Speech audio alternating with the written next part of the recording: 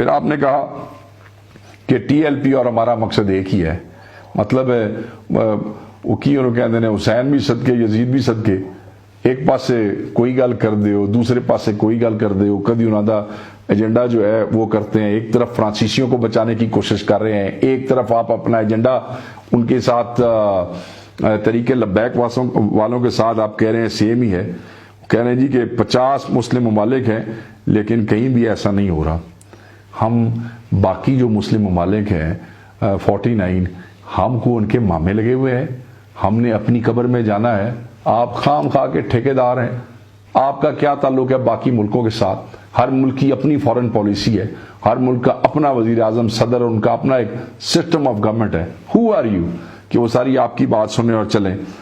آپ نے کہا کہ ہم بھی گستاخی کا سلسلہ بند ہونا چاہیے لیکن ایک مقصد کو حاصل کرنے کے لیے ہمارا ٹی پی آئی، ہاں وہ ڈائریکٹ بات کرتے ہیں، وہ صرف رب اور رب کے رسول کو راضی رکھنے کی بات کرتے ہیں، مگر آپ اپنے دنیاوی آقاؤں کو راضی کرنے کی بات کرتے ہیں۔ جس وقت مکہ اور مدینہ سے صحابہ کی ٹولیاں نکلی تھیں، خلفائے راشدین نے جس طریقے سے بڑی تھوڑی تعداد میں ہوتے ہوئے